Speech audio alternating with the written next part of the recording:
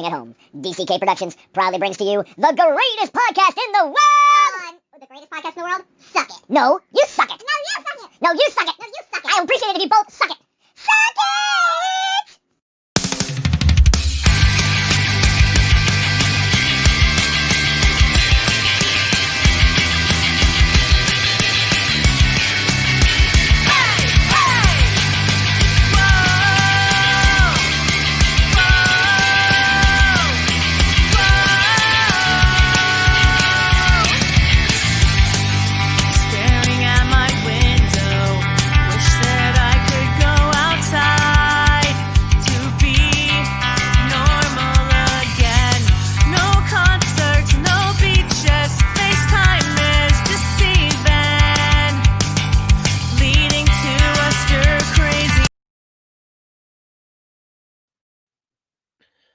Welcome, everybody, to Suck It.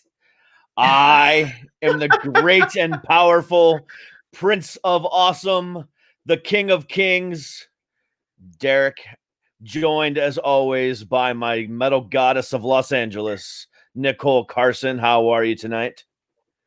Metal goddess of San Jose at the moment. That's true. But yes. I like your the red vibe you got going on. No more green screen. Yeah. It's cool. I like that. Yes. No more green screen. I'm going like this from now on. I like it. All I have is a dog. So good old Mia. Little Mimi. I know. It's funny because my parents are watching her for a little bit. And so she's like, where the fuck am I? She's walking around. She's like, these are new smells. I don't know where to take a shit right now because I don't know where. It's like she can't figure it out. Well, that's right, because this is the first time she's visited your parents, right? Yeah. And I've only had her for like a month before that. Yeah. So she's already kind of like figuring out my place. And then she comes up here and she's like, where the fuck, Yeah. And it's funny because she's like terrified of my dad. So my poor dad's like, I want to hold her. And she runs away. And oh my God, it's so That's funny. So how was your Father's Day weekend with your dad? Yeah. So how was your Father's Day weekend with your dad? It was fine. Fine. Oh my God, you just echoed like twice. Yeah, because okay. That was a Twitch. It was good. We just went out to eat. That's good. I did absolutely nothing. Twitch. I did absolutely nothing because I was all alone. Oh, that's right. Your wife's gone. Yep. She's been gone since Thursday morning. That's right. I forgot about that. Yep. Doesn't come back until Saturday. You're like, my Father's Day consisted of me running around in my underwear, drinking beer. And making burgers and tater tots. It was fantastic. Dude, hell yeah. Hell yeah. Fuck yeah. Speaking of food. I know, right? I can't wait for this. I'm like excited. Yes, me too. All right, so without further ado, let's go ahead and bring on our guest for the evening. He is a chef to the stars, also trained under Emerald, and just done so many great things in the world of in the culinary world. So let's bring on Chef Ryan Rondeno. Hey, Chef, how are you? Can you hear us? Ryan.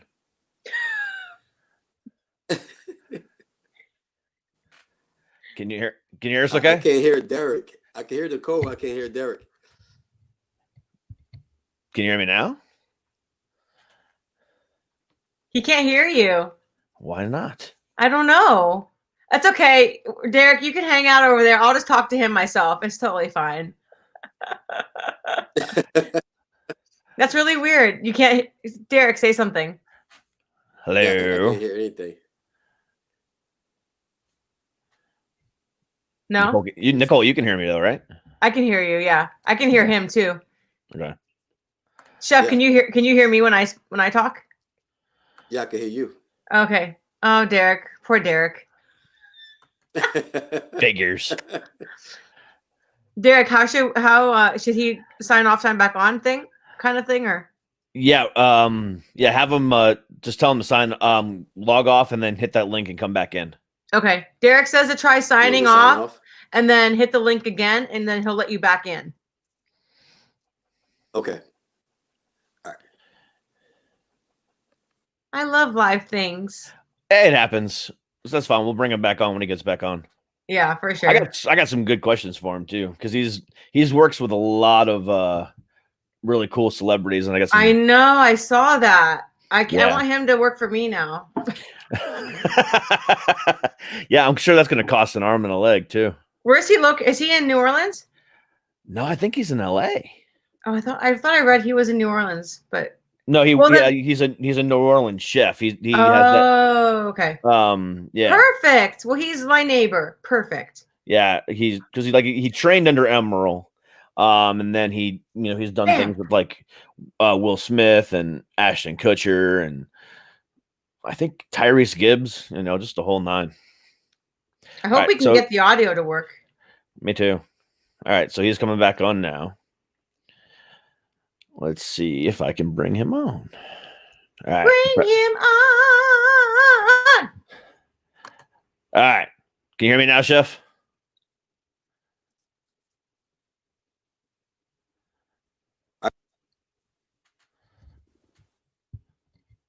Chef? Can you hear me? Yep, there you are. I hear you. Can you hear me? Yep, we can hear you. Derek? Yes. Can you hear us? Can you hear Derek talk? Derek, you're going in and out sporadically. Okay. I think it might be your internet connection, though. Because you're kind of like frozen on our end, too. Oh, yeah? Uh-oh. That's okay.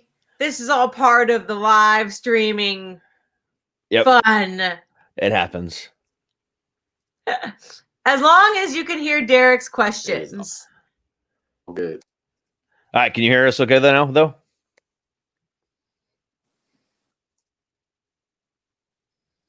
Well, I could hear Nicole for a bit. Wait, let me try to put some headphones in. All right.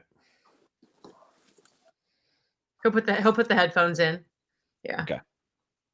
I like his name. The logo is cool. Yeah. Cook, create, innovate. And you like the new setup that I have for us, like all the camera frames and the. Yeah, it's cool. And the Instagram. Yep. I love that. Spent all weekend designing everything. Really? Yep. No, it's cool. I like it. Hey, gotta up our game now that we're on video. Up the game. That's right. Headphones are in almost. All right. All right. Can you hear us now? Can you hear me? Yes. There we go. Fantastic. Yay. All right. Cool. All right. Look at that. Headphones make all the difference. It does, right? Right.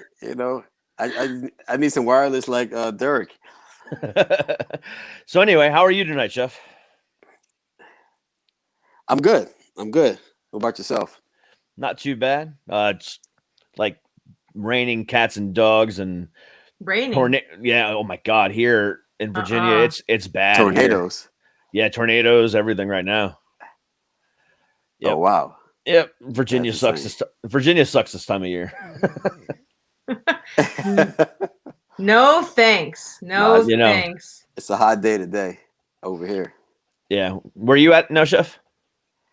I'm in LA. That's Woo!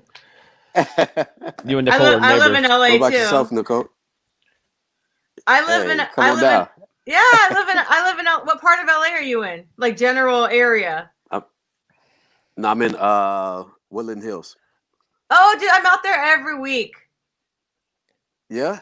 I live near Studio City, but I'm always in Woodland Hills. Like twice a week I'm in Woodland Hills. Where are you in LA? I'm near Studio City. Oh shit, you're right down the street. Yeah. Woo, woo, woo. See, Derek's like, oh man, I want to be He in on said, the "Oh, we got party. tornadoes. I- We have this. We have that." I need to get to LA. So, Chef, I'll call you. I'll call you. We'll hook up. Yeah, So- we'll hook up. Come on. So, Chef, let's go ahead and get right into it here. Tell us a little bit about who you are, how you came up about in the culinary industry, and kind of stuff like that. Kind of give us your little story. My little story. Well, it's not so I'm a little, but chef. you know what I mean. Of course, I'm a chef from. I'm not from LA. Originally, I'm from New Orleans. So, born have a Southern background. Come from a family full of cooks, but at first, they didn't really know how I would do it.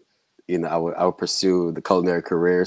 But I've always messed around in the kitchen at a younger age, just inquisitive about it and hungry at the same time. Because when your parents work, you still got to eat, take care of yourself. Mhm. So just started to play it around, but really wasn't that serious with it. So just started getting more serious about it, I guess, at 16, 17. Wanted to pursue it, but still was backed off on it. So that's when I went to college for engineering, but wasn't happy with it, and that I switched over to culinary arts and started going through the program, which was the Chef John Fo's Culinary Institute in Thibodaux, Louisiana, which is about an hour outside New Orleans for people that don't know. Then I worked at restaurants during that time: Commander's Palace, Emerald's, Gautro's, La Petite Grocery, and the list just goes on. Ralph's in the Park up until Hurricane Katrina. So within that time, I left Louisiana and moved to Georgia, Atlanta, Georgia, and worked at Emerald's again for 3 years until they closed. Then it brought me out to LA to do some private chef work, which was a different thing. It was a totally different thing. I think when I first walked into it, I was like, okay, this is different. So because you have parties, you have dinner parties, guest parties, and you would see people scrambling and running around like you're about to lose their head. But in my mind, I'm like, it's 30 people. It's no big deal. But you learn the style because there's more detail involved. Of course, when you're cooking for celebrities, they expect the highest standard, so you have to really yield to the higher standard. So we're out here to cook for Will Smith, some other celebrities such as Diddy, Tyrese, Kevin Durant, Exhibit. We've cooked for Mercedes, Lamborghini. We've done some Emmy events, SB events, like during the summertime. Of course, not this summer, but during the summertime. And no, it's been rewarding. It's definitely been rewarding. Wow. Wow. Yeah, wow is right. Like I said, Wow. not such a little story, but Not such a little story.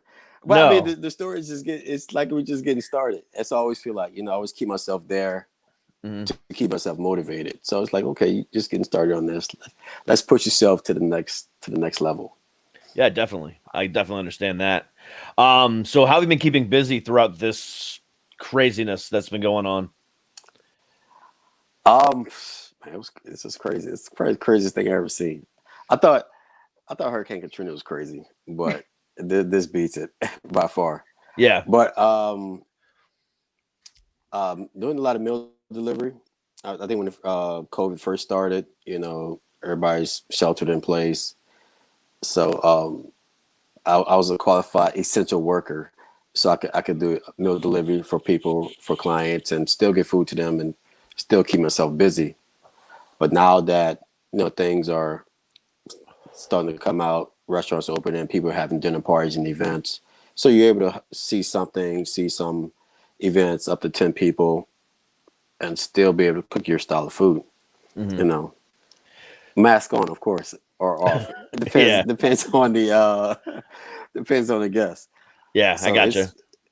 it's been interesting. It's been interesting. So, but the craziest thing now that once the city released, everybody can go about wherever they want to go, have parties and stuff like that. It's like if you feel bombarded, everybody comes. Can you do this? Can you do this party? Can you do that party? So it's like you're structuring yourself because you feel more busier than what you were, which is a good thing, which is a good problem to have. But Yeah, you really have to really pace it, so you really don't burn yourself out. definitely understand that. So you went from the restaurant life to the private chef life.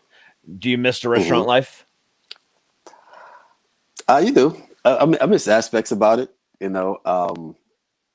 It's different, but at the same time, you really don't, because I'm still able to bring my style of food to events and the parties. Like I tell people all the time, it's more than a dinner; it's an experience.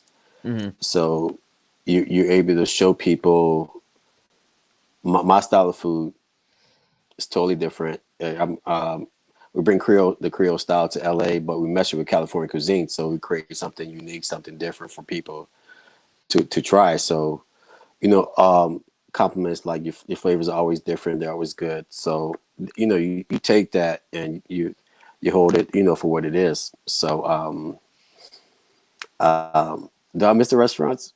Sometimes, sometimes. I think you missed the intensity of it. But that's about it. That's about it. I mean, eventually I'll go back in the future for my own. Mm-hmm. Maybe a Studio City, but but I mean, who knows? You kind of keep an eye on what restaurants are doing now, how are they handling the situation at hand, and going from there. That's awesome. It's awesome. I love it. I love food, Derek. I love food. Don't we all love food? I want to taste all your food. I want to taste all this food. I'm a big fan of Cajun cuisine too. So that yeah. So your food speaks to me, and I haven't even tasted it yet. So let me ask you this. Because I spent 6 years, 7 years in the restaurant business before I got into retail. And then, I've been in retail now for almost 14, 15 years. Since I started doing this. And then, I can understand what you're saying as far as, miss the intensity of it, but I do not miss going into a restaurant every day. So, I mean, but it takes a special type of person to do that. So, I mean, but on top of that, it takes a special type of person to love food in such a way to where it doesn't matter. And obviously you have that love. So when you bring that to your catering events, I mean, or, whatever the private events, what kind of, are you always bringing that Cajun style with you, or are you kind of fitting it to whatever their needs are? No, you fit to wherever their needs are. Okay. It could be French, it could be Spanish, it could be Asian. So whatever they desire, whatever their needs are, we try to fit it in. Okay, good. But at the same time, you have clients that just allow you to do your thing, so, but just because they allow you to doesn't mean like you actually do it. You still hone to what they like and they don't like. And, you put your spin and twist on it, like, over the weekend, did a birthday party, more French style, I would say French Italian style. So, Wagyu beef carpaccio. They requested we had kiss melon with San Daniel prosciutto. We had burrata salad, whole grill snapper, puttanesca. So it just depends on what it is. Wow. You're making me hungry. Yeah. I'm starving now. Oh my God. Starving. Well, I just ate pizza, and now I feel like on the bottom level talking about that. You didn't save me a slice? Come on. So tell me, and you don't have to reveal names if you don't want to. Who is your most, I don't want to say hard to work with, but who is your most demanding celebrity that you've had to work with? It doesn't mean it's not a bad thing. It's not a bad thing. He's like, I'm not saying names on this. But I'm not saying it's a bad thing. I'm just saying there's people that are picky and finicky. And it's nothing wrong with that. I'm not saying there's anything bad. Well, I mean, there's levels to it. You know, Yeah. you can't say nothing's wrong with it.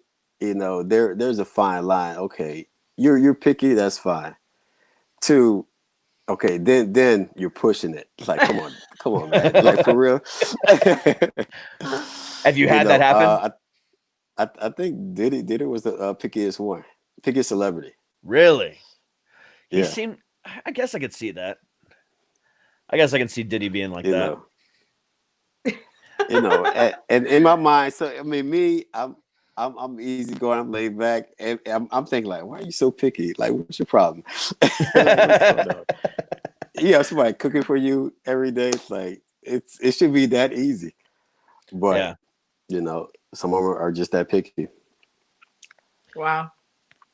That's funny though. But again, I can see Diddy being that picky. How was it to work with Will Smith? No, it was great. It was a great experience. It was, I think, to me, if I had to sum it up, it was just like you're watching Fresh Prince. You know, that whole style, that whole vibe. But at the same time, you learn a lot from him. You learn about his work ethic. You know, his very strong work ethic. So you're able to take that and apply it to your style of cooking. For what I do, and kind of help me take my skills and my ethic to another level. So he was always joking, always laughing. So, but he loved good food. You know, he's never loved good food unless, you know, of course, unless he's training for something. That's when you have to tighten it up. So he was a great one to work with. Do you still work with him or no? No, I don't. Okay. I've moved on. The latest one is, I'd say, Kevin Durant. That's the latest one I've been working with. Yeah. Wow. That's exciting. You know? So exactly. Kevin So Durant. it's a good experience, you know. Chill, you know, same thing. Loves good food, but you know, you still have to recognize, okay, he's still training for basketball. So you can give him flavor for food, but still keep it right. That's awesome. So Will Smith is the same guy that we see everywhere. I mean, he's that same genuine, down to earth, just funny, quirky guy. Yeah, that means the world to me. You see that side of it. I guess, have you seen all those I guess motivational videos on YouTube or online or wherever? You know, that same aspect. So that's the Will Smith. You know, always encouraging, always positive, always motivating you to get to the next level as a human being, not just professionally but personally too. So that's the Will Smith I know. Wow, awesome! That's amazing. So, what is the weirdest thing you've ever been asked to cook?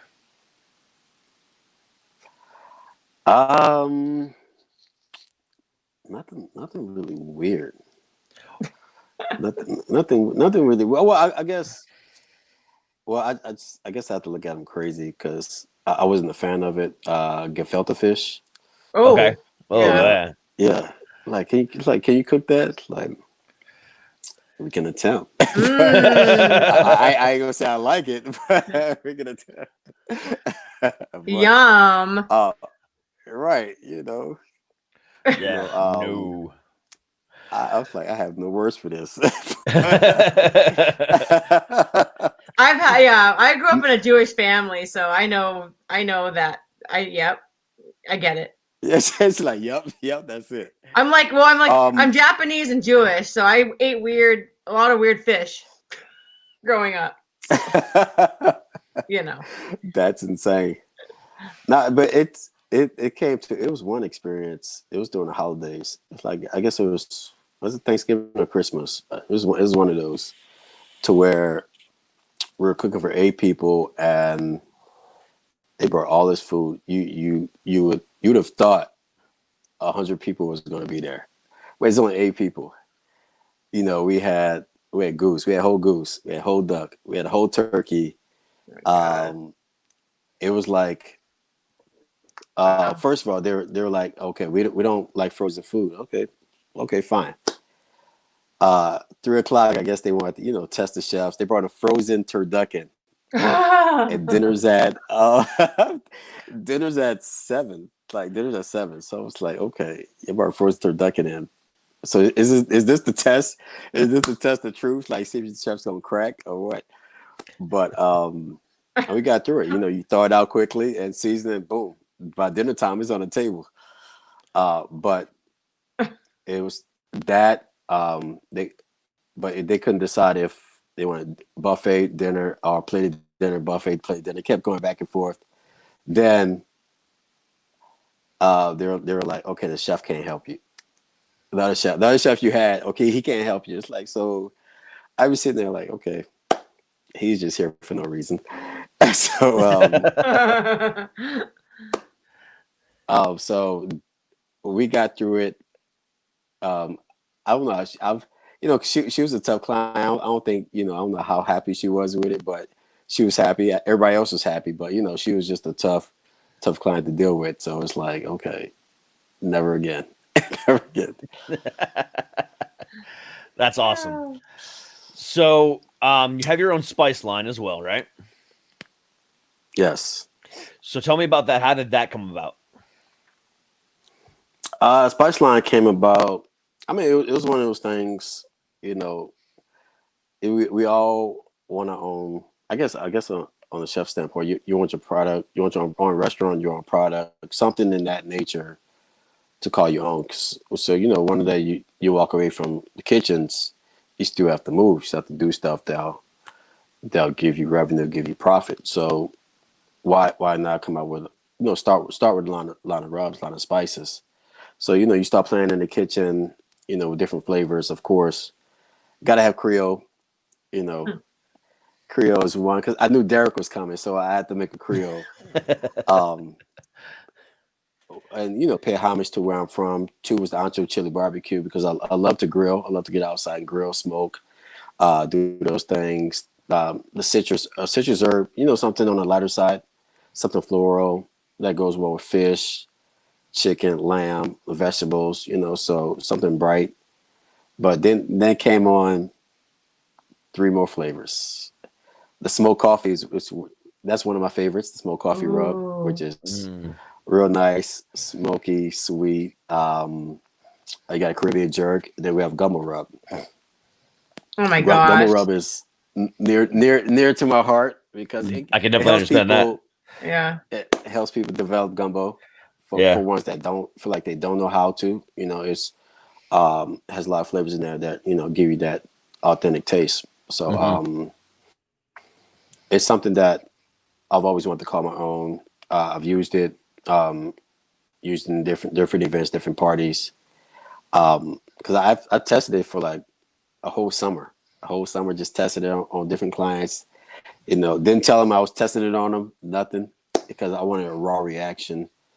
Just to see, if I needed to change this or change that, and everything came out well. So that's when we moved into bringing it to a manufacturer. So you have to test it, get it tested again for mass production. So once that light is green, then we get ready to put it on my website, then get ready for possibly some stores. Gotcha. Wow. Awesome. Man, that coffee rub sounds really good on some pulled pork. Yeah. Or some you ribs. already know. Oh. Yes. You put that with this like molasses barbecue sauce. Oh my God, dude. I'm gonna need to buy all of those spices. That would go really good with a good Memphis style barbecue sauce. Oh yeah. Yeah. On some ribs or some pulled pork. Stop it! But I'm starving. I've done it with the Carolina barbecue sauce too. I've never been a fan of the Carolina barbecue sauce. Just never been a fan of that. Carolina. Yeah, I've never been a fan of the Carolina barbecue sauce. So 2 years ago, when we had that really bad hurricane over here that completely demolished parts of North Carolina and South Carolina and the Outer Banks and stuff like that. I was working for a company at the time, and I went down there to help with the Recovery Act. And one of the guys that I went down there with said, "Hey, let's go find some good barbecue. We're in North Carolina. Let's find some good barbecue." I'm like, "Of course, let's go do that." So we just literally went driving, and we found this whack freaking hole in the wall place. Couldn't and it was a line out the door. I'm like, "We're going there." So we got in line, and I love this place. This place was so amazing. So we get in line, and we're waiting. We waited for about a good 20 minutes in this line, and there's only like maybe 10 tables in the entire place. But behind the counter is these older, just real Southern, Black women that scream Southern hospitality, right? So, however, at the same time, they also act like your mama. So there was this guy in front of me that was talking on his phone and getting his order from his wife and relaying it to her, and she just goes off on him. Yeah, how are you gonna be on the phone in my line and blah blah blah blah blah, and just basically kicks. She said, "You know what? If you're not ready now," and kicks him out of the line and makes him go to the back of the line to wait. And then looks at me and she goes, "You better be motherfucking ready." And I said, I am, ma'am." So yeah, and I'm like, this is going to be the best food I've ever had. And honestly, it was the best barbecue I ever had. But luckily, they had a couple of different. They have Memphis style barbecue sauce, they had Kansas City barbecue sauce, and then they had the mustard base and the vinegar base ones. And I tried it just because I was like, okay, maybe my taste buds have changed, maybe I'll like it now. And I couldn't get down with the vinegar or mustard based sauces, but that Kansas City style or that Memphis style, I love it. The thickness of it, the sweetness of it, it just pairs so well with that savoriness. I love it. Well, Damn, I Derek. love it all. Yeah. I love it. Damn, all. Derek. Well, especially the Carolina, because the vinegar, you have that sour acidy flavors. You pair that with like a sweet slaw.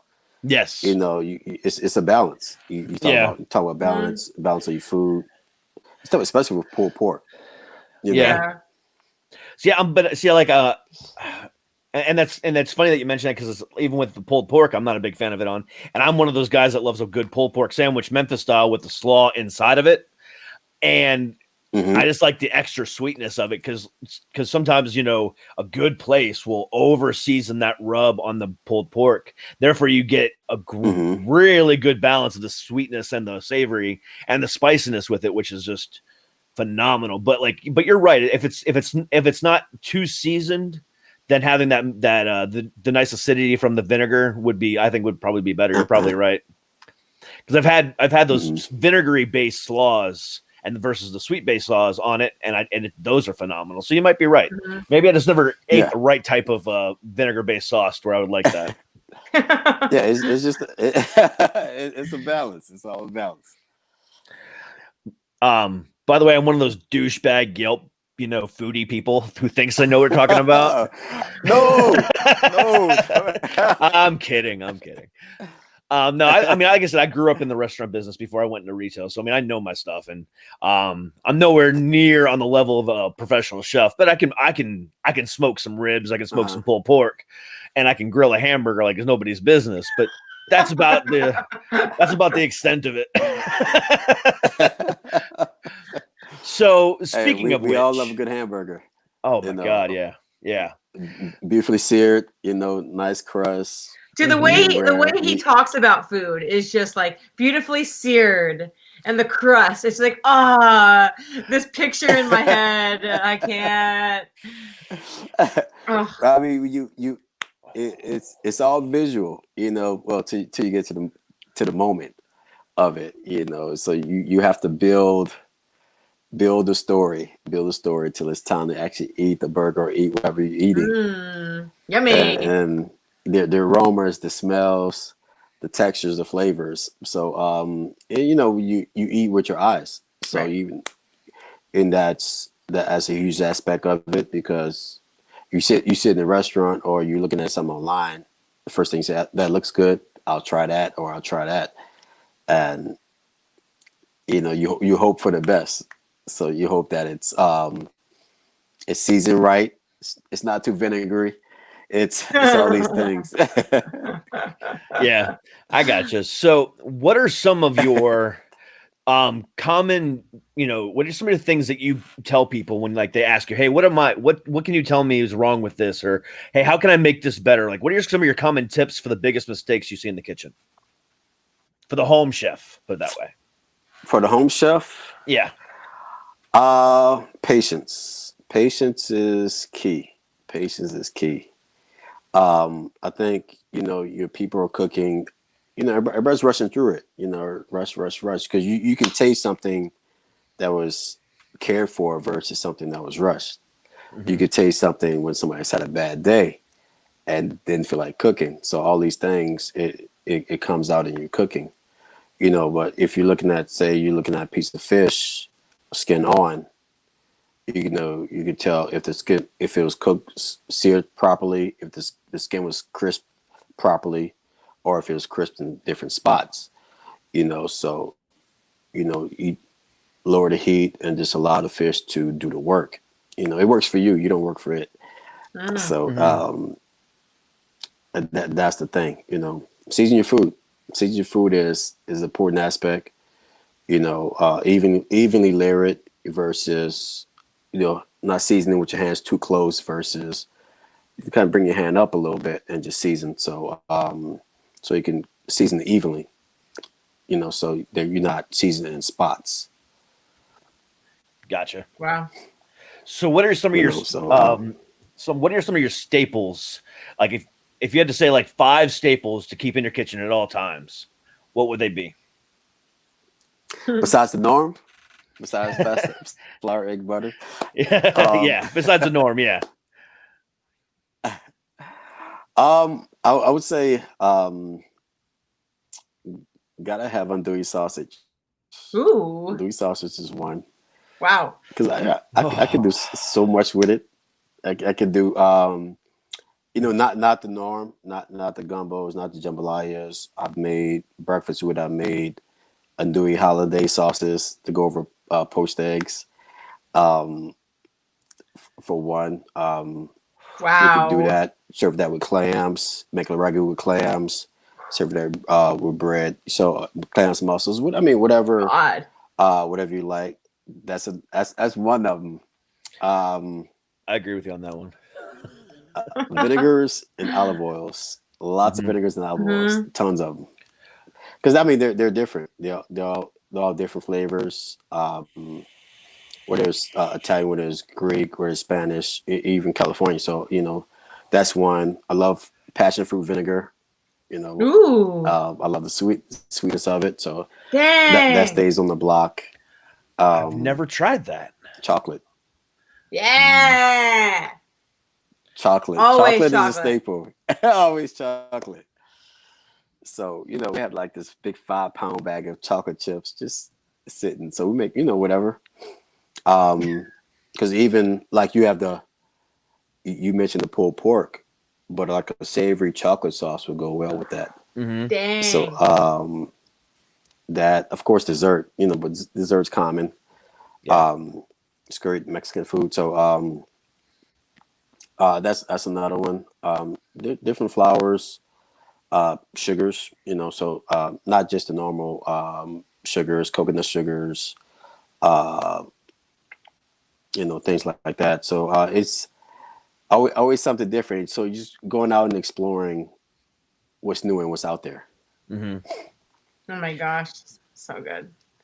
Yeah, because I've never even heard of a passion fruit vinegar. That sounds amazing. I'm gonna have to look that up. Amazing. Yeah. I'll have to look that up. All right, so Yeah, I'm gonna ask. you could use Go ahead. No, a lot of fruit vinegars. It's something to hold on to, especially if I don't think you're a salad guy, but you look Actually, like I a am. salad girl. Always a So, salad. I'll No. do the salad. Derek, you do. I know I'm a salad guy too. I do enjoy salad. Like Saturday night, I made a grilled chicken Caesar. So, oh, nice. yeah, just Nice. I've used like the strawberry flavored vinegar on salad. like a nice candied that pecans, works. blue cheese, some apples that I saute a little bit. It's really good. Oh, stop it, Derek. No, you Stop said that blue face. cheese. No, blue cheese is what threw it off for me. he doesn't like blue cheese. I do not like blue cheese. Oh, I'll eat all the blue cheese, all of it. You and my wife can take Right. all the blue cheese you want. I will, Derek. Even with hot wings, I have ranch. I can't do blue cheese. It's just that's crazy. I never make it to the blue cheese. I go straight to the hot wings. So blue cheese, it's just there. Like, let's give me the hot wings, and that's it. Yeah. All right, so let's talk American cuisine for a second. Now, Mhm. I don't know if you pay attention to, the interwebs too much, but for a while now, there has been a debate about the best way to cook a steak. Okay. And the three, Mhm. and I'm not talking about grilling it or, wood fire. I'm talking about inside the kitchen, pan searing it.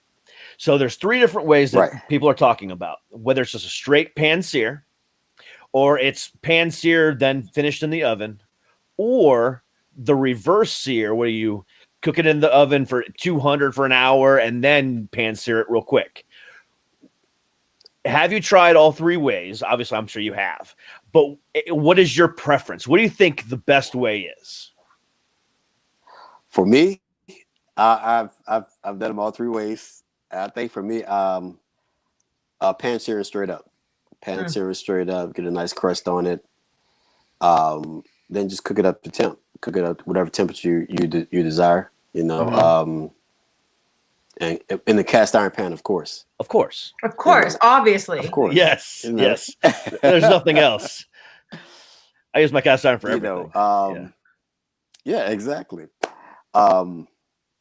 Sear it, season it, sear it on both sides. Hit it with some butter, some garlic, some thyme, some fresh herb, rosemary, whatever you want to put in there, and because you can really taste the crust, a nice, beautiful crust in it. Because I think to me, you're building the flavors up. The flavor sitting in that pan, it speaks volumes versus okay, you can reverse sear.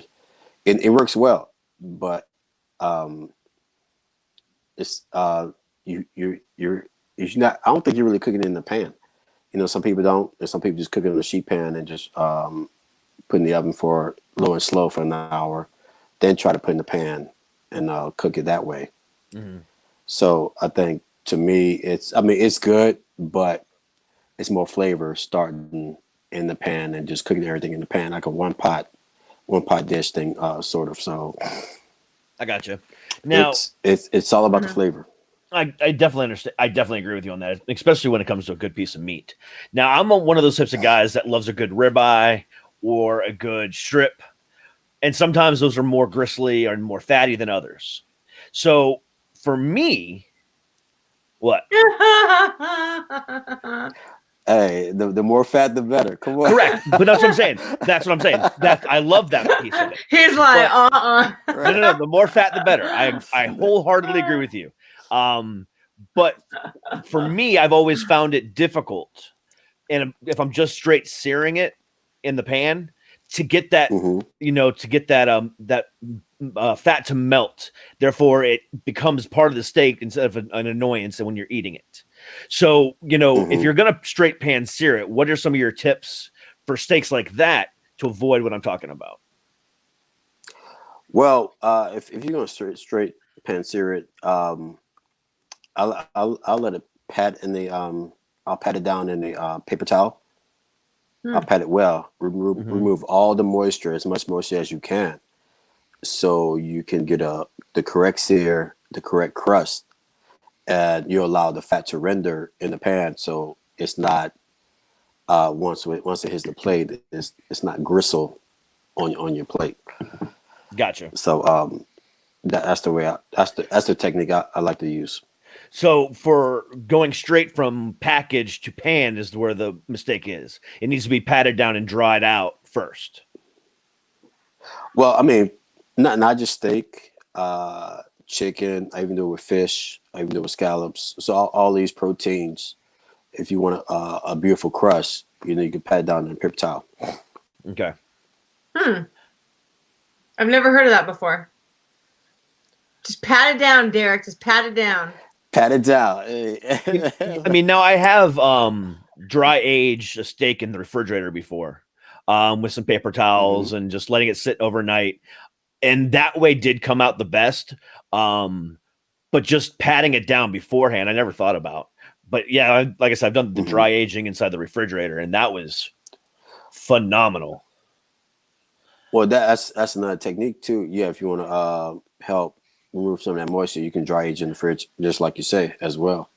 Wow. You know, plus you can season it overnight in the fridge too, except for the salt.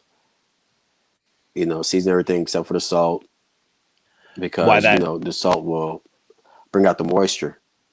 You know, so it'll be too you don't dry. want a dry steak. Yeah, okay. Too dry. You know, so who wants a dry steak?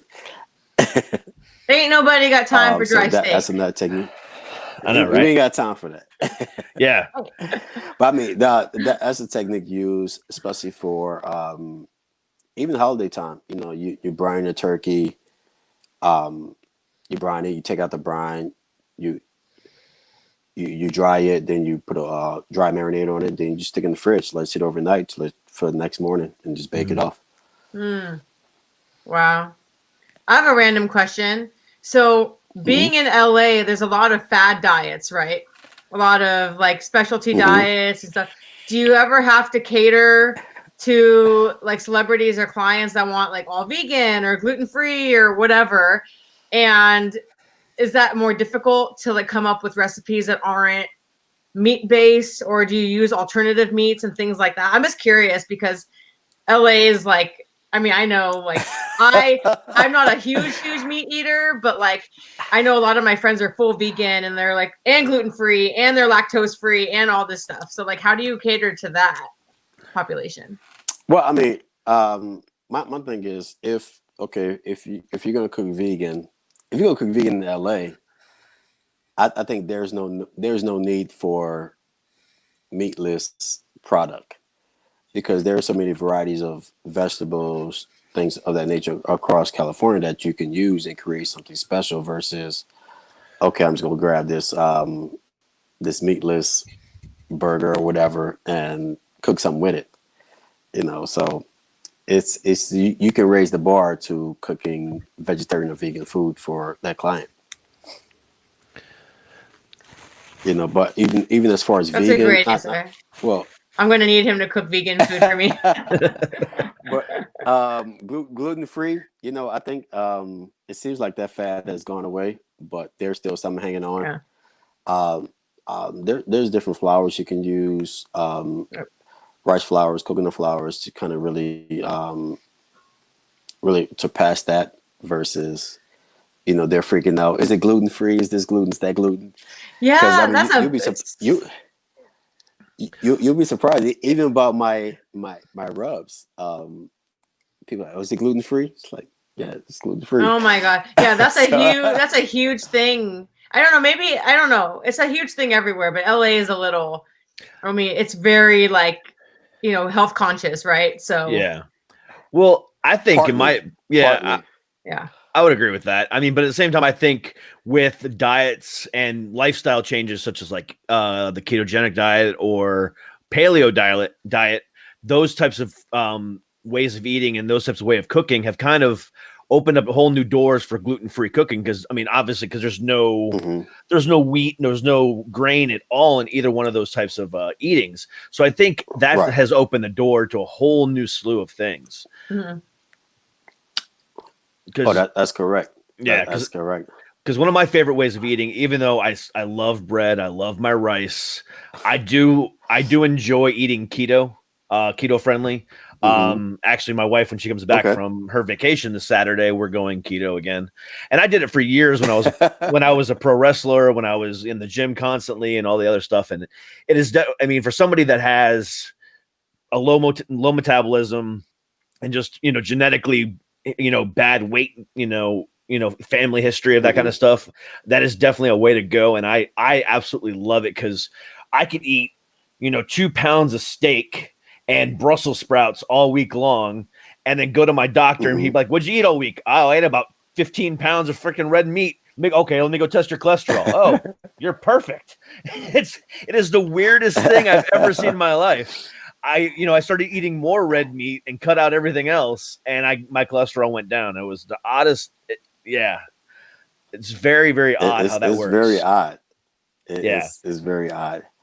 But I guess because it's balanced cooking. Well, I mean, I think you still need some light carbs to go with that. Because everybody's body is different. It handles it differently. Yeah. Yes. It may work for you, but it may not work for you. No. So right. Exactly. That's the things you have to find. If you are in a diet, you got to find a diet that you can tailor to that can be effective for your body. Yeah. And I love but you got to, yeah, exactly. Like I love the lentils. I love quinoa. There's other like grains. I love, dude, I'm Japanese, dude. I eat rice. Like it's like, I have to have white short grain rice. It's very important. right. Yes. And that's very important. Yeah. And quinoa. You Quinoa. got the rice, the basmati, the jasmines, the farro, even farro. I works love well. farro. Yeah, it's so good. Oh, see, that's the kind of stuff I like to cook because I eat a little more healthy. Like I'm more of a I'm more a pescatarian right now. I eat a lot of fish, lots of fish. But I like to cook and experiment with different casseroles and things that I can put quinoa, or like enchilada, but make it a little more like vegetarian. And I love to do that kind of. So you guys are talking meats. I'm like, I love meat, but I don't eat a lot of meat right now. I'm like, But even like, okay, if you're a vegetarian, I mean, you can step outside your zone and do different things. I tell people, extract as much flavor as you can. So you can allow each vegetable to really stand on its own, on 2 feet. So you got butternut squash, make fritters, so tomatoes. good. Yeah. I like that. Smoke them. I love smoked tomatoes because it gives it a whole different. Ooh. Dang. But it's you smoke them whole. Smoke like little cherry tomatoes whole. So when you put it in your mouth, it's just this burst of flavor, burst of smokiness in your mouth. So I'm sorry. I'm sorry. I have to go cook some tomatoes now. Damn. God. That's amazing. Dude, that sounds amazing. I love making like caprese, so like this fresh mozzarella with basil and vinegar and the tomato, an eggplant. I like to put eggplant in the oven and bake it, and then make a little thing. Oh my gosh! Now I need to go eat dinner. Oh, see, you can even you can even make a melanzane style. Slice the eggplant thin. Grill it on both sides, then stuff it with like goat cheese or mozzarella. Okay, chef, I'm gonna hit you up, man. You're gonna have to, one cooking lesson. That's all I want is one. You gotta have a cooking lesson. Time. Come on. She said just one. Just one. So I just need to do one time. Or 2 times or 3 or all the time. Whatever works. Again, whatever works. I just ate some good pizza, and now I'm like, okay, I regret my decision. Oh, Derek, I'm making some. I'm gonna make fish tacos for dinner. Oh, there you go. See, I can go for a good shrimp taco right now. I love shrimp tacos. Yes. I know, right? Oh, shrimp tacos where it's that at. sounds amazing. Yeah, there's a little place in town. One of the favorite things I love about where I live in Northern Virginia, right outside of DC, right there at the DC, Maryland, Virginia border. And I came from Florida. I lived in Florida for 20 some years. And I have found better seafood in this area than I had in Florida. Really? Like some of the, I mean, you have. Yeah, I mean, you have great oysters out there. Oh my God, yes. Because we get, especially the black duck farm, black duck salt farm. Oysters out there in Virginia. Yep. Fantastic. Yeah, Fantastic. there's actually a place nearby me that's an oyster bar that actually gets oysters from all over the country. And, so you can actually pick what bay they come from, what region they come from, and you get nothing but those types of oysters. And it's just phenomenal. I mean, but like the crab here, the blue crab, just nothing better than a blue crab. Especially in a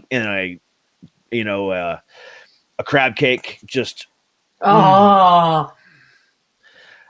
so good. Oh my god! But but that's what's crazy about different parts of the earth. Because I thought, I love blue crab to my heart.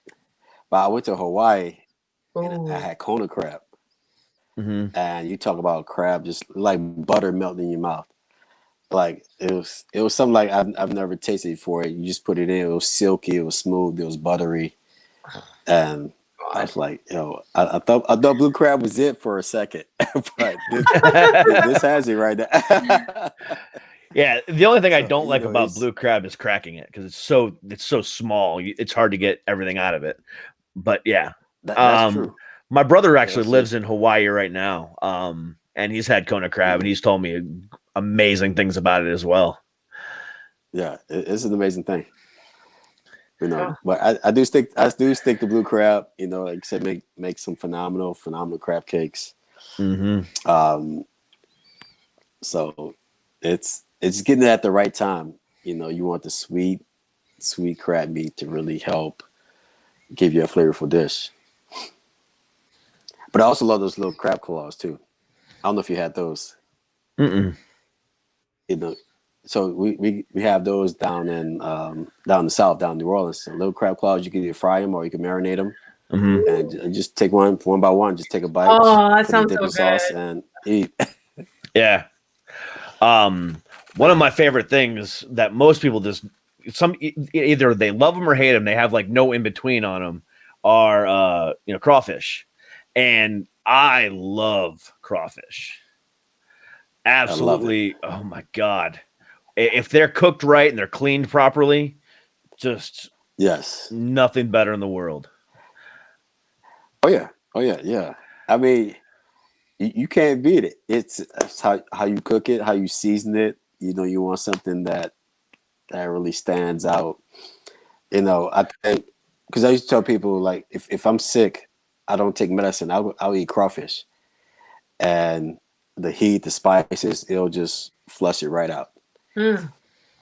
So wow.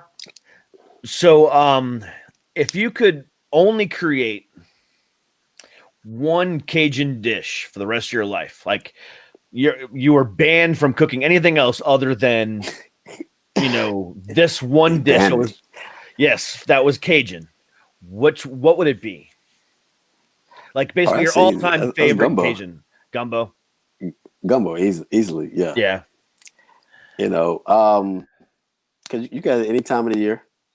Even though some people only, I guess, in the South is any time of the year, but I've seen other places don't eat it at certain times, maybe around the holidays or something like that. But it's universal, because you can have seafood in it.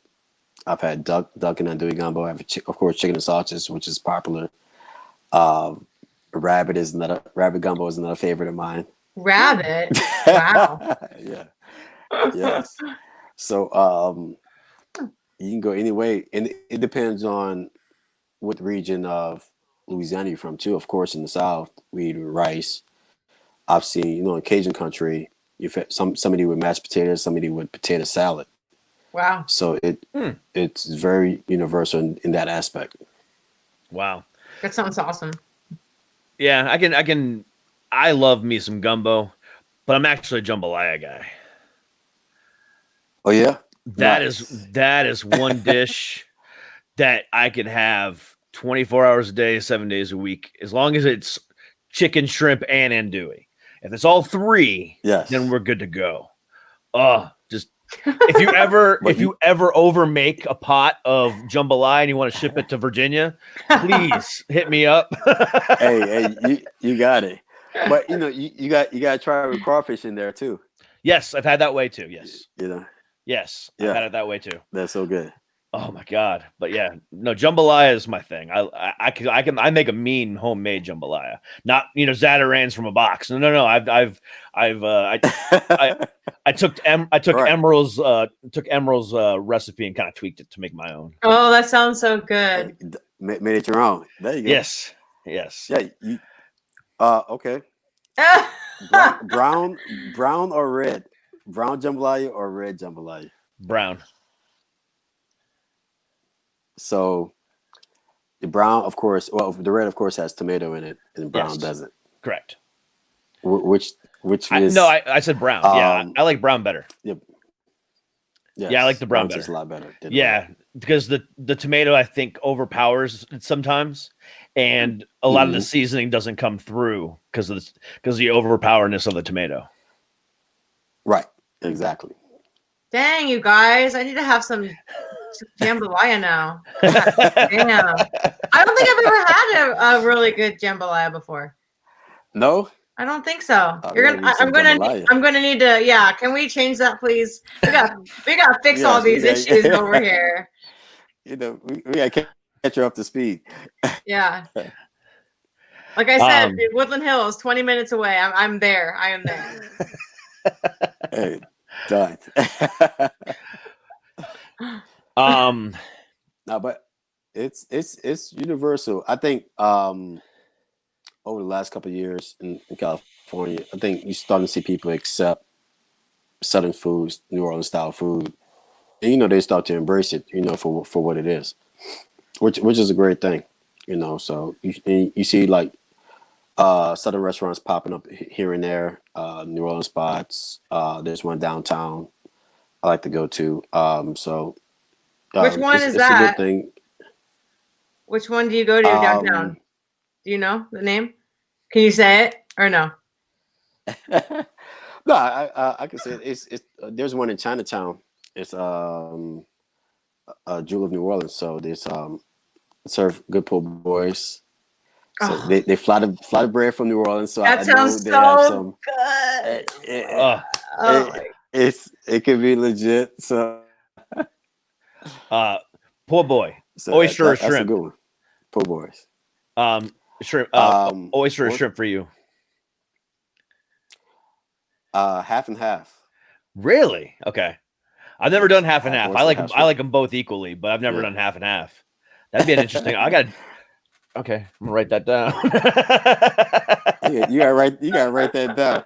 But usually like catfish and shrimp or catfish and oyster. Ooh. That hot sauce, and just dress it, mayonnaise, lettuce, tomatoes. You good. Yeah.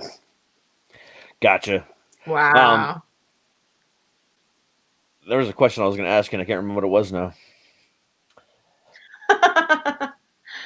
Dude, I want to know how it was working with Emerald. I love Emerald. Oh my god, I love his shows on TV. Is he like as energetic as he looks? Yes, yes, but you also see the serious side. You don't see the TV side. It's like, okay, let's get to work. You have to be on your game at all times. Because he demanded that level of perfection out of you as he did out of himself. So so when he was there, you can see the passion, the intensity in his eyes. And I've seen some chefs that they got caught up. They got caught up in the TV celebrity. They would get behind. They would fall behind, and he would let them have it. So it's like you can't get caught up in that, and just kind of do your job and just keep it professional. It was a great experience. I mean, under him was a great team of chefs, so it was always something new to learn. New style, new food, new ingredients. So where I was cooking ingredients of the world other than regional Louisiana cuisine. So it was always something that you're learning to really advance your cooking techniques. Did he go bam a lot? Little bam, like I love it when he does a bam. It's like my favorite. I know. I think they need to bring that style back. Everything's competition based, but it's like people want to learn how to cook, not just watch competitions all the time. So Yeah. I think that's what you want to see on food networks or cooking channels nowadays. Yeah, I agree. So with that being said, this this wasn't what I was going to ask you, but it brings up a question. In the day and age now, in the last 15 years, the idea of celebrity chefs and super chefs and so on and so forth, whether it be, obviously, Robert Irvine or, Mhm. Emeril Lagasse, all the ones that we have, or Gordon Ramsay or whoever.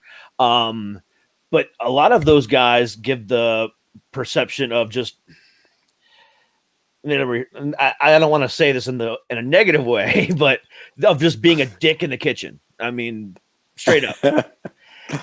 So do you think when people watch stuff like that, do you think they're like sitting there saying to themselves, why would I ever want to work for someone like that? Why would I want to eat for someone like that? I mean, do you think it gives chefs a bad name when you see that kind of stuff on TV so often?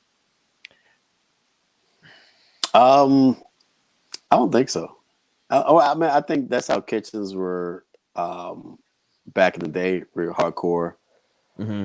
Because I mean, there were chefs worse than that. I mean, like you'll see plates flying, you getting cussed out, but at the same time, it brings the best because when you walk in, it's all business. Mm-hmm. There's no room for error. There's no room for flaw. Even though you're gonna make mistakes, but you have to cook at the highest level, and the demand is at the highest level. So, when I see a chef, see a chef get down on come down on the cook. Yeah, it's not a problem. Even though even people respond differently to different things, it's not for the faint of heart. So, but nowadays, moving forward to 2020, you have to really channel that differently, and you kind of channel their strengths and help build their weaknesses. So they're moving forward. They move forward as chefs, and they can be progressive in their career. I gotcha. So, with that being said, also, if Food Network approached you and said, "Hey, we want you to be on Iron Chef," A, would you do it? And then B, who would you pick to go against? Old or new Iron Chef? Wow. I would do it. You I would? would do it. Okay. Who would I pick? Oh Yeah. man, I would have said Bobby Flay, but he's not on there anymore. No, I said old or I said current or old. So if you want to go on some, yeah. So I mean, if you want to say Bobby Flay, that's fine because I know he's not on there anymore. But yeah, any one of the Iron Chefs, yes. So Bobby Flay, old Bobby Flay, new. I would say Mark Forgione. Ooh, yeah. These are two chefs I admire a lot, and I tailor some of my style to from that, and why not go against them? See what I have, see what I have to offer. Nice. Have you ever worked with either one of them? No, I haven't. No. I haven't. I've seen Forgione at an event. We did the rooftop at the Iron Chef event for the New York Food and Wine Fest. Mm-hmm. So people go around tasting your food, but the theme was autumn bounty. So we had to take all these autumn vegetables and make some out of it. So this was when the vegetarian movement. So of course we made vegetarian tacos, and we killed it. I think we served like it was probably like 3,000 tacos in probably 3 or 4 hours. That's crazy. And one of the Iron Chefs came back to our table. It came to the table like 4 times. Like boom, kept coming back. So that was a testament of the product that we had. That's awesome. Wow. So being in LA, you don't. Again, my perception, because I've never been out there, but you don't see a lot of those hole in the wall, really good food joints, unless you go to like Chinatown or stuff like that. So, but when you do find those hole in the wall places, do you just say, screw it, I'm going to go try it? Or do you kind of say, ooh, I don't know about this? Or how daring are you when it comes to trying new foods, new places, like whether it be a food truck or just that hole in the wall you've heard so much about? Have you ever been surprised by a place like that? No, these are the places you want to try. These are the places, no matter where you are, that's putting their heart and soul into their passion, to their craft. The old school mom and pops, that are still around, or even the small independent restaurants that can be, I guess you could be labeled as a hole in the wall too. You taste the full flavor, you taste the passion about it, and yeah, I'll give them a pass all day long. So I think in LA, they're gems in different spots of cities. Yeah. You'll find great tacos. Some places they're popular, but you go to like a mom and pop joint, or you can go to a food truck and you can have some bomb tacos. Yeah, the best taco trucks are in LA. I believe it. Yes. So yeah, there are spots, because LA is wide and huge. Mm-hmm. Yeah. So with like with companies like Darden and Brinker, Chili's and Olive Garden and stuff like that, do you think, right, basically the McDonald's of, sit down restaurants, those two places, do you think that they're killing what food should be? Yes. Because it becomes about turn and burn. Get them in, get them out. You don't feel anything about it. It's just, you're just going out for a bite to eat. If you want to put it in that sense, if you're going with family or, things like that, let's go grab something to eat. And let's not go for an experience. Mm-hmm. So, are they killing the aspect of it? I think they are. To me, they are. Yeah, I agree. It also takes away the freedoms and the creativity of a good cook or chef. Right. And that's another thing too. Some chefs, they get comfortable in that space. Having stuff that's prepackaged, they just open sauces and stuff like that, just pour it in, just get it ready. So it's, you understand why they have to do it, because everything has to be uniform across the board. But correct. You just don't taste the passion behind it. No, you don't.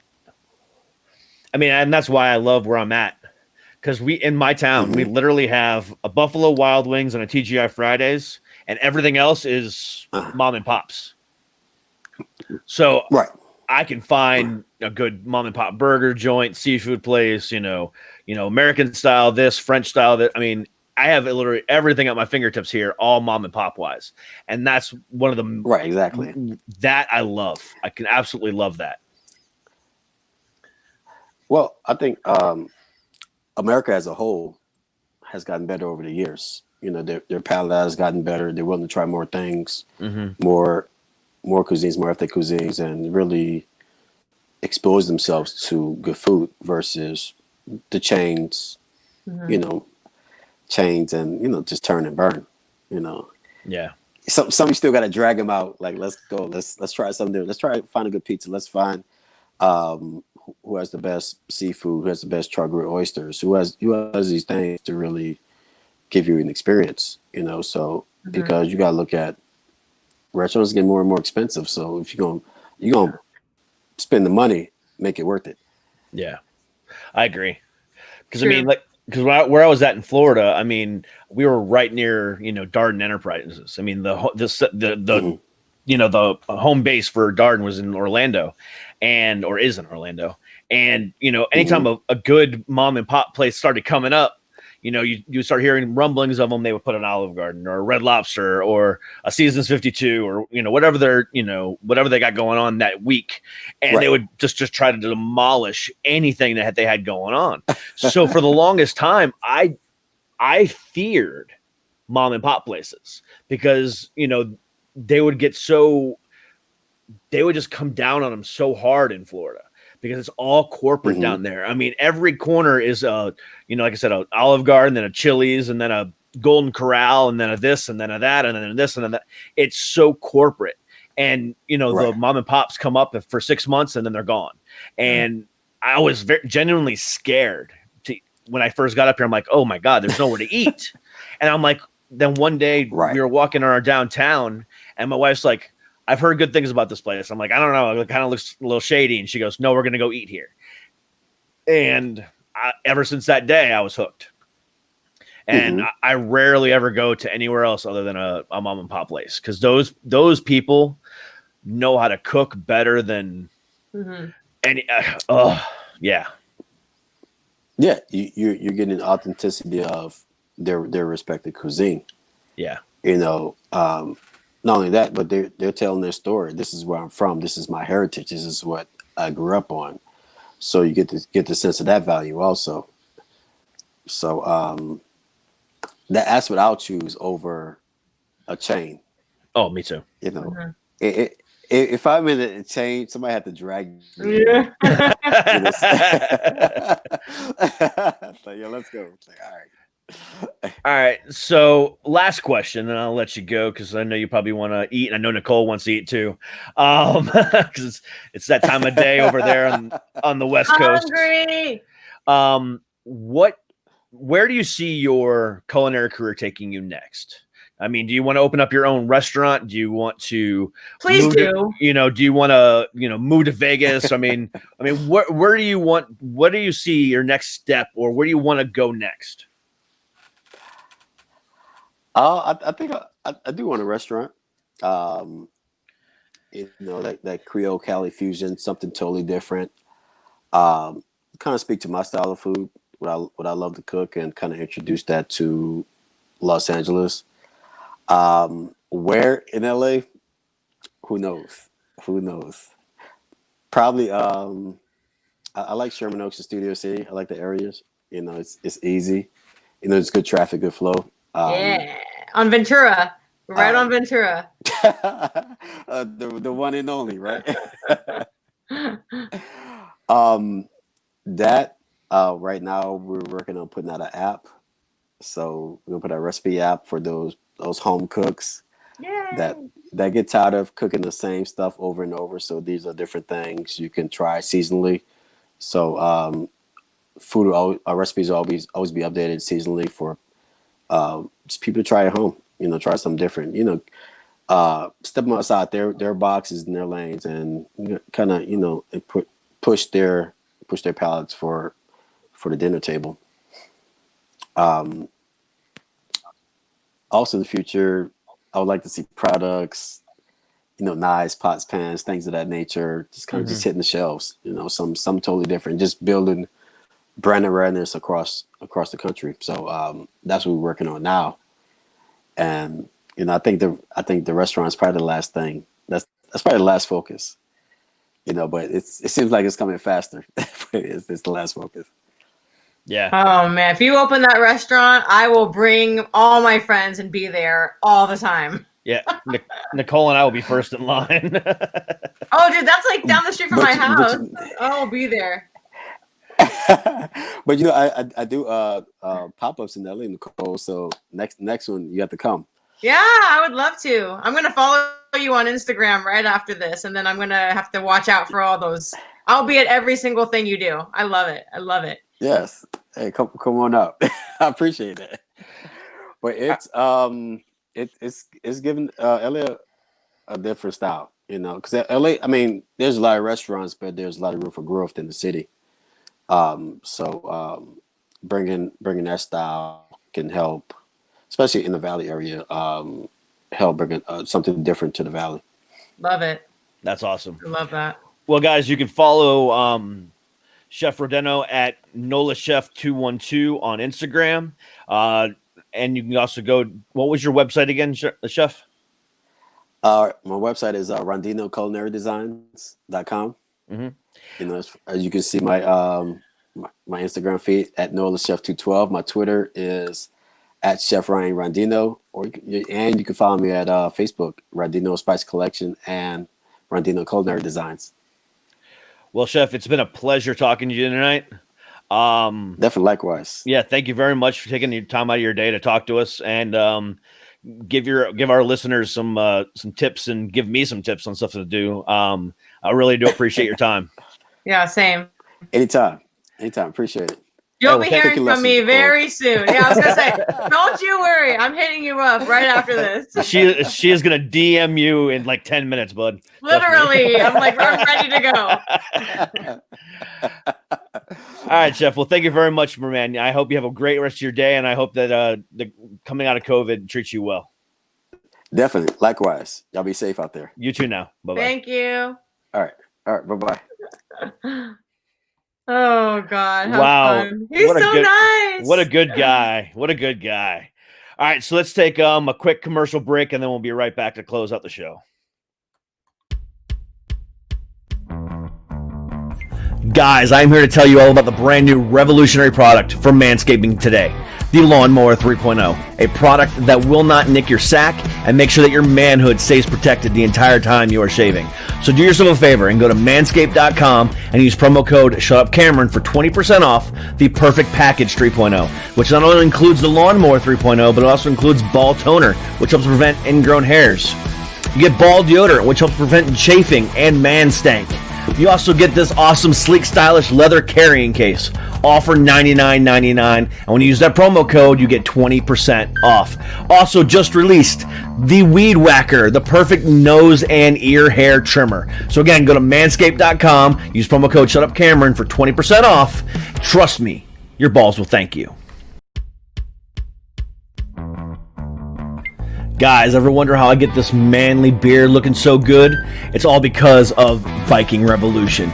And at Viking Revolution, not only can you get some great beard balms, but you can also get some great beard oils, as well as some awesome quick shower pads, which helps prevent you stanking up after the gym. Also, these great wet wipes, which help prevent, stanky after going doo-doo. And also some pomades and some other great products, all at Viking Revolution. So do yourself a favor, go to dcproductions.com/sponsors, click on the banner, and get yourself some of these great products. Viking Revolution. Join the revolution. That was great. Bravo. Can I just say, hold on. Bravo. Bravo. So recording those today was the biggest pain in the ass ever. Let me just tell you. That was why? Because I wasn't working off. Why? Because I wasn't working off a script. I was just working off of memory. So I would just start spitballing, because I was just basically riffing, what I knew about the products and how what I wanted to say. And I would stumble on my words, and then I would go back in and I would say it differently, and I would stumble on another word. And it just eventually got to and I eventually just stopped, took a drink of coffee, and I was like, okay, let's do this. And then I nailed both of them back to back. And I was like, oh, thank God.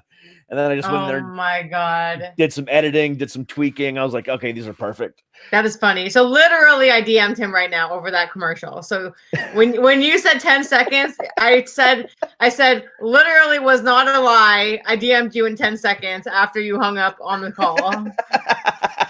Legitimately. He's down the street from where, he's so close to me. I can't not. Yeah, he was awesome. He was amazingly awesome. That's so cool. So, we're gonna wrap it up here in a few minutes. I'm starving. I'm sorry.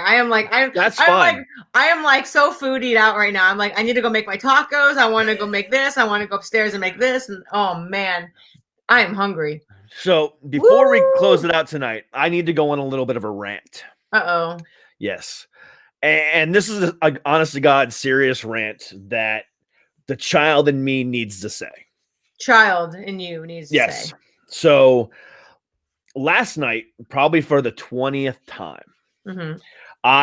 it was like I said, I was by myself on Father's Day. So I was like, I'm going to do things I want to do. Mm-hmm. So I did some things around the house. I got some laundry done, did some, editing on some videos. I did some, graphics for the week. I did a lot of things for the show. Mm-hmm. Then I was like, I'm going to make some burgers for dinner. I made burgers and tater tots, and I wanted to watch a movie. So the movie I ended up watching for the 20th time was Avengers Endgame. Okay. The movie that came out last year and basically ended it all for the whole thing. Yeah. I'm a huge comic book nerd, as you can see from behind me. Oh, I couldn't tell. I couldn't tell that at all. I told you guys last week that I wanted to change it up and maybe go away from the green screen and do something cool with my art. Because I have tons of art pieces. This is even half of it. But anyway, so I was watching that movie again last night for the 20th time. And it got me like it does every single time. That last sequence from when everyone starts coming back and, Falcon yells at Cap in his ear and says, "On your left." And the next thing you know, you see, Black Panther and Okoye walking through. And then, Spider-Man comes back and, the tears in my eyes, I start bawling like a child. It's like picking up that first comic book when I was 8 years old all over again. And watching that sequence just doesn't get old. I can go back and as soon as this program is over, I can go rewatch it again. And it's like the first time I ever watched it, and then to see that final lineup and then to hear Captain America after 10 years finally say Avengers Assemble just still gets me to this day. And the whole entire movie, Robert Downey Jr. just does something magical on screen. From start to finish, from when he was lost in space to the time that he passes away, Robert Downey Jr. does something that I've rarely ever seen on screen. And it is an amazing, amazing performance. What I loved about it was the fact, the writer said, hey, the guy who started it all is the one that's going to finish it. Iron Man, was the first Avenger on screen. He was also the one that died at the end there too. Basically saving it all. So he created it and he saved it too. And the performance that he put behind that was like he knew that. He wanted to portray, hey, I started it and I'm going to finish it. And it came through every sentence, every moment, every eye look, every gesture that he made throughout that entire movie spoke volumes to that whole premise. And for him to not even be nominated because he didn't want to pander to the Oscar people. He didn't want the studio to pander to them. Because we all know how it works. You have to pander to them. You have to send them this. You have to work for this. And you have to, basically campaign for your right to be in there. They don't just sit around and say, oh, this is a great fucking movie. They did a great fucking job. Let's nominate him. That's not how it works. And as much as Joaquin Phoenix did a great job in Joker, I'm sorry, but he did not deserve that Oscar this year for that role. That movie was great. And it was the best good thing. It was the best thing that DC's done in a long time. However, Marvel did something, for lack of a better word, marvelous with Endgame. And it is a movie that quickly became my favorite movie of all time. And it will probably be that way for the longest time until something Marvel does even better. But over 30 years. Oh my God, I'm old. 30 years that I've been reading comic books and collecting comic books and studying and learning about the multiverse and all this other stuff that I do that just makes me feel like a child and gets me all nerdy. To see that finally come to fruition on screen. Even though it's been building for 10 years and I knew it was coming and I saw bits and pieces of it with, Ultron or the first Avengers or whatever else, but and then with Infinity War, we saw a lot of that. But then with Endgame, to get every hero we've met over a 10-year period on screen at the exact same time. And then for him to say what he said, and then for the the way the whole thing went down with Robert Downey Jr., for him to not get a nomination and not win Best Male Actor is a fucking crime on cinema. Bottom line, fucking horrible. Fuck you and the Academy for that bullshit. I'm sorry, Joaquin Phoenix. If you ever come on this show, I'll tell you to your face, you did not deserve that Oscar. Oh my God. RDJ did, and he wasn't even nominated. I don't think you're alone in that, though. I truly don't think you're the only one that feels this way, Derek. Mm-hmm. Like, I feel like people are going to listen to this and be like, yes, finally someone else who agrees with me, Yeah. But I mean, honestly, like there's a lot of times I watch those shows. I don't agree with half the shit either. It's very political. I mean, there's very political, and there's all this, like you just kind of said in your rant. There's all these things that, it's like, well, that actor didn't deserve that. That movie didn't deserve that nomination. I don't know. I try not to take that kind of stuff too serious. I mean, it's serious. The actors and movie, right? Any like filmmakers, they dream of getting a certain award in their life. That's no matter if you're TV, movies, whatever. Like, you might dream of an Oscar, you might dream of an Emmy or whatever, but it's just the way to get there. The road to get that award is so political, Yeah. I think, in my opinion, the People's Choice Awards and then the SAG Awards are probably the most credible, because it's actors voting for other actors in the SAG Awards. And then obviously People's Choice is the people's fucking choice. Yeah. Right. Right. So, I mean, those two are the most credible. But I mean, the last time I saw, I don't think I've ever said, oh, yeah, he definitely deserved to win that Oscar. Or I can say, oh, I can see why, on these versus those people, why they deserve to win.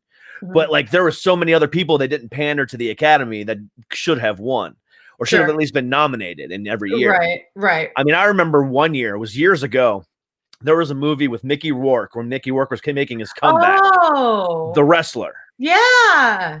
What happened? Did he get nominated for anything? He did. So he was nominated for the Golden Globe, the People's Choice, the SAG Award. He won every award except for the Oscar. Okay.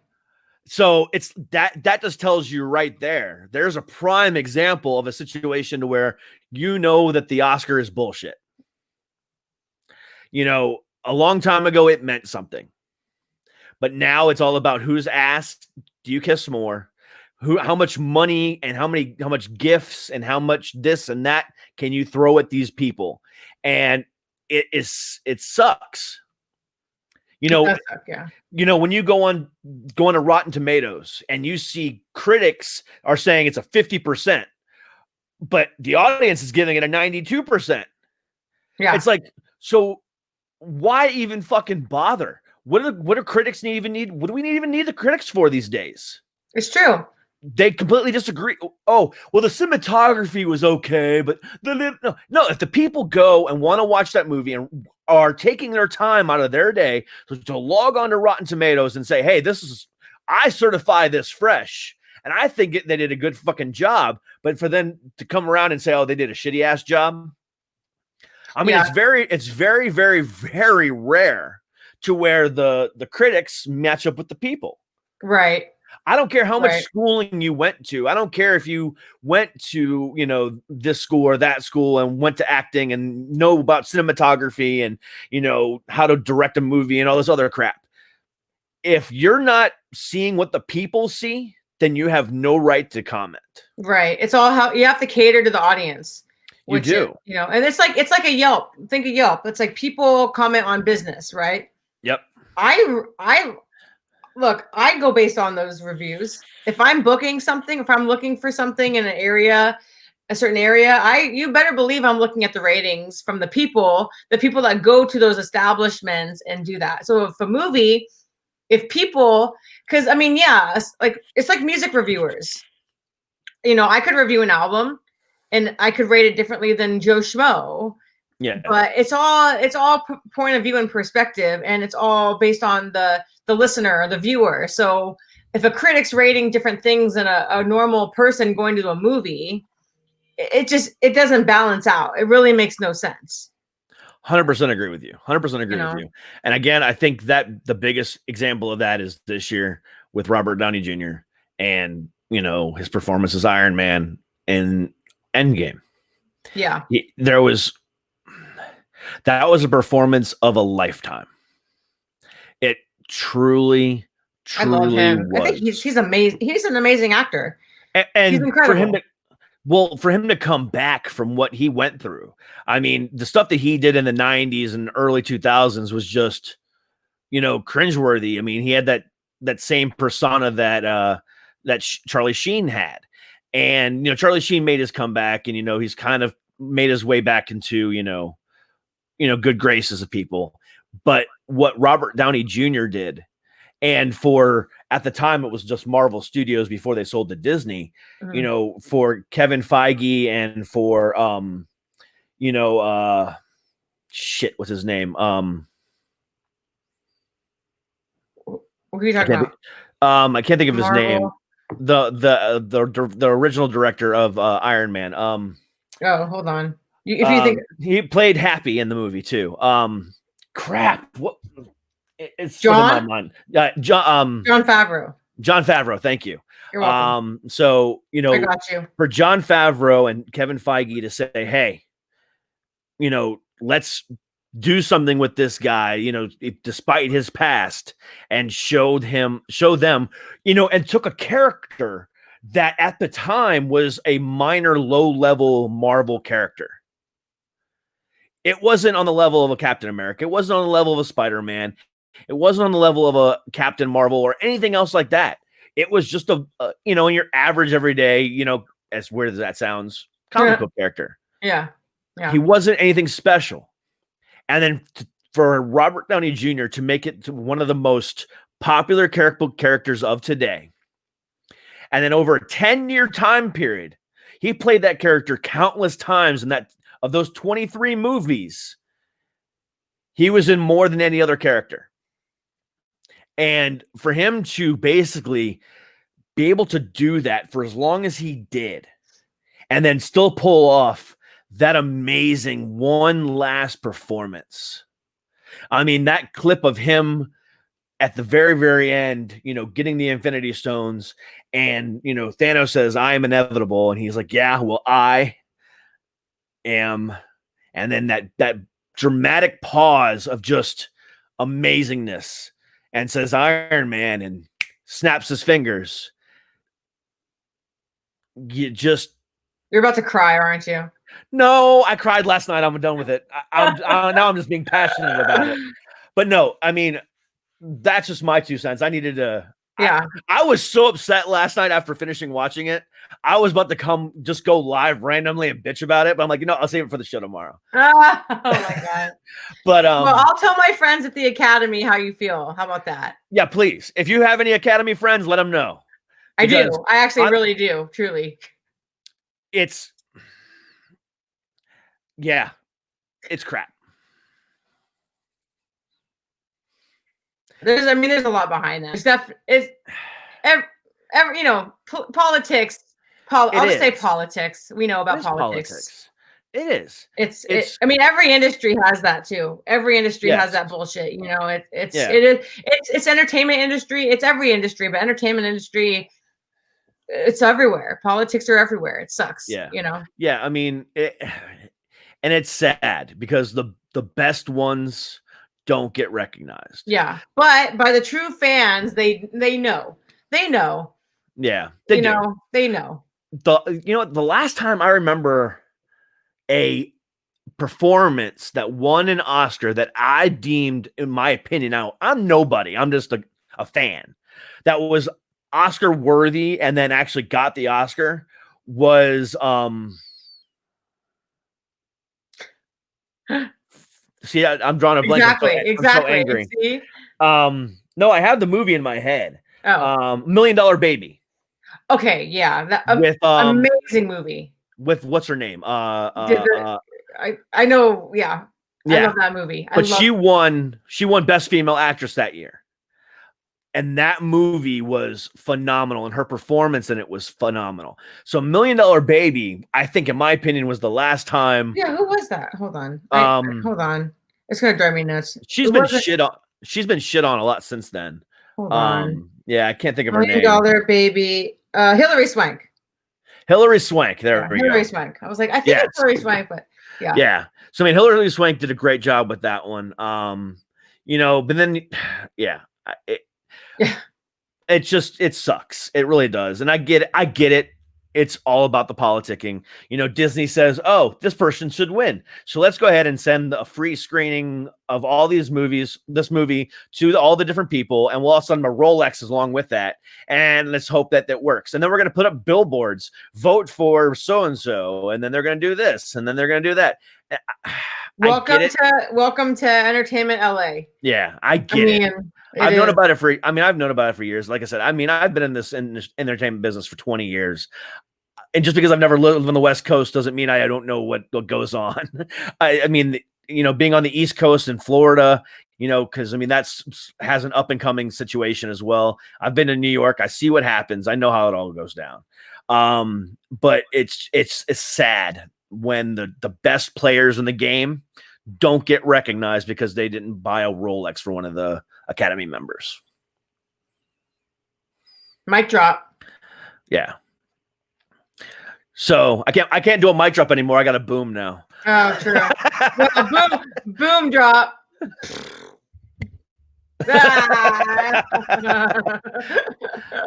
That's funny.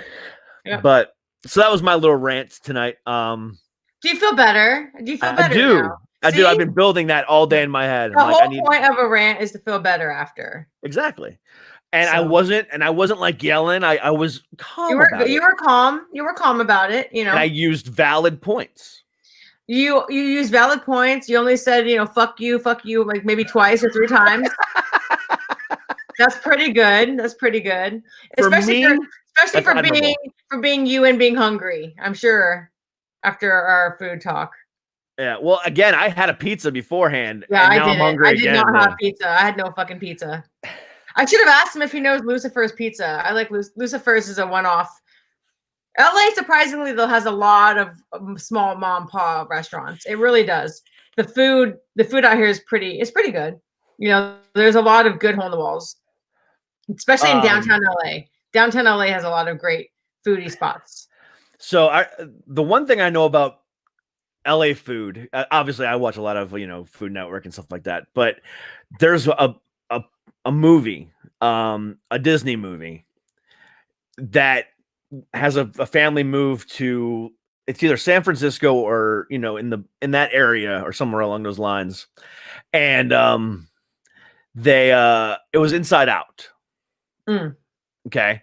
And they go get some pizza, and they have a pizza that's like has broccoli on it. Yeah. And Anger says, "Congratulations, San Francisco, you've ruined pizza." Yeah. Or California, whatever he says, but either way, he just says, "You've ruined pizza." And I'll never forget that scene. And if I ever go into a California pizza place and I see broccoli on a pizza, I'm gonna be like, I get it now. Well, you just don't order the broccoli pizza. No, give me a pepperoni mushroom. There's lots of different pizzas. Then that's what you order. But there you can order a broccoli pizza. That's what I'm saying. Is there's so many different kinds of pizza. You can order a vegetable pizza that has veggies on it. Yes. And it's gonna have maybe some broccoli on it or whatever. You get the meaty one. Let someone else who's vegan or I've never seen the other one. A vegetarian pizza with broccoli on it though. Peppers, onions, mushrooms, tomatoes, but broccoli? California Pizza Kitchen has a Japanese eggplant broccolini pizza.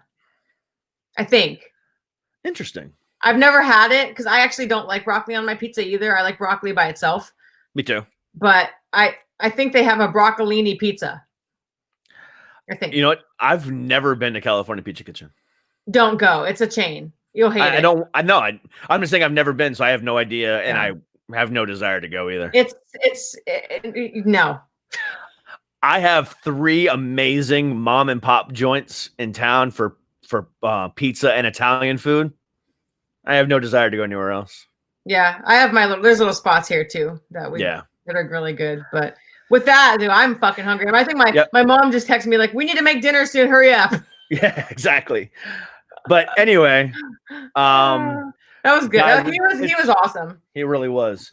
So, guys, we really appreciate you guys with you tonight. Chef Rondeno was a fucking amazing. Tomorrow, catch me by myself with April Doyle of April in the Velvet Room. And then Doyle. I like that name, Doyle. Yeah. And then on Wednesday, we have Terrence Patterson, CEO of Paragon Entertainment. Then Thursday, we have Kid Capri. Yeah. And then Friday, we have Ashley Brinton, or otherwise known as AB. So AB? AB, AYEB. Oh. Yeah. So we have a chef. We've got a classical musician tomorrow. Then we've got a CEO and entertainer on Wednesday. And then we have 2 rappers back to back on Thursday and Friday. Cool. But Kid Capri is the one I'm looking forward to the most. I mean, that guy is Grammy Award winning and everything like that. So, yeah, that's going to be an awesome interview. But I'm looking forward to tomorrow as well. I got 2 by myself this week, and then 3 with you, or now 2 with you, 2 left with you. 2 left, yeah. Yeah. So, and then next week, I'll post about who we got for the next week as well. We're turning into an interview only show, by the way. Which is fine. You just have to let me know when we have time, because I want to try and get some more musicians on. Oh, absolutely. So yeah, I mean, we'll talk about it off air. Yeah. For sure. Yeah. So, that's pretty much all I got for tonight. Anything else from you, Nicole? Hell no. I can't wait to go fucking eat. Go eat and enjoy the rest of your evening. I'm ready to eat some food with chef in mind. Season, spice. Exactly. Season that food. Season that fish, baby. Exactly. So from myself and from the lovely, beautiful goddess of Los Angeles, Nicole Carson, we bid you guys adieu. I will be back tomorrow, same time, same channel. And stay heavy, stay healthy. And Mia says night-night. And Mia says night-night. See you guys. Have a good one. Peace. I'm ready to go.